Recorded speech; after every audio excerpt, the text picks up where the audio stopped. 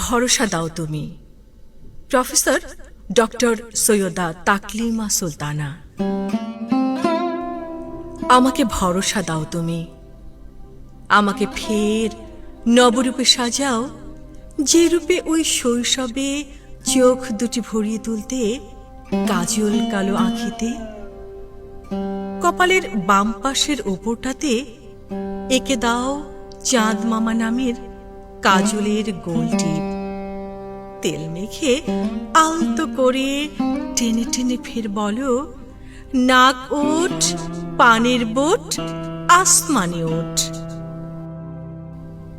আগের মতন olive oil গায়ে মেখে চুলে ফুল ঝুটি আর ক্লিপ। মাগো, আমার আছে দুটি সন্তান, যারা ছিল তোমার নয়নমণি। তবে সান্ত্বনার আজ যে বড়ই অভাব। দেখো না মা, তোমার সেই ছোট্ট মেয়েটাকে কেউ যে জগতে একটুও বুঝতে চায় না, তাকে জানতে চায় না। এই বুকটার ভেতরে ঢেকে রেখেছি কত কষ্ট।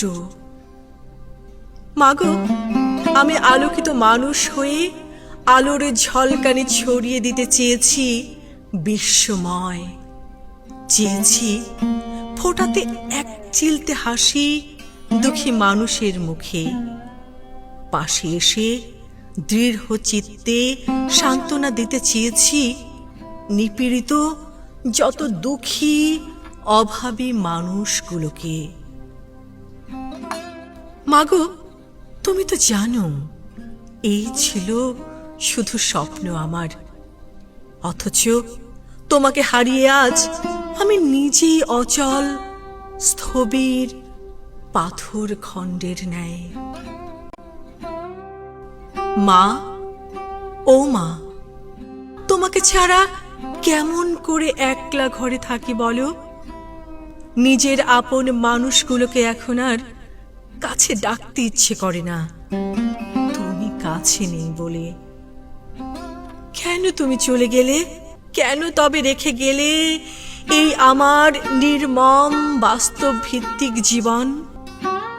মাগো, কত কথা বলতে চাই তোমাকে, মনে মনে গুছিয়ে রাখি কি কি বলতে হবে, অথচ সবাই আমাকে বোঝাতে চায় তুমি নাকি মরে গেছো।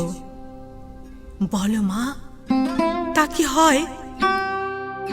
মৃত্যু আর তুমি সম্পূর্ণ ভিন্ন ধর্মী শব্দ দুটি। মা নামের সাথে মৃত্যু কি কভু শোভা পায়? বলো মা, তুমি যে একমাত্র সম্বল আমার, তুমি যে এই দেহের অন্তরাত্মা, অবকাঠামো কিংবা মেরুদণ্ড, যে শুধুই তুমি। বলো, অবকাঠামো ছাড়া কোনো মানুষের অস্তিত্ব কি টিকে থাকতে পারে?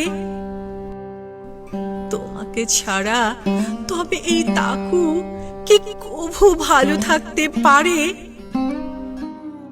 মাগো, তেলে ভরা কুপির মতো তব বিরহের আগুনে পুড়ে আমাকে পরিপূর্ণ করো তুমি আজ, পরিপূর্ণ করো তুমি। আমি যেন আমার সব স্বপ্নকে বাস্তবায়ন করতে পারি, যেন তোমার জীবনই লিখতে পারি। মাগো, শক্তি দাও, আগের মতন পরম মমতায় ফের কাছে থাকো তুমি। তুমি ছাড়া বড় অসহায়, বাকরুদ্ধ, বড় নিঃস্ব হয়ে গেছি আমি।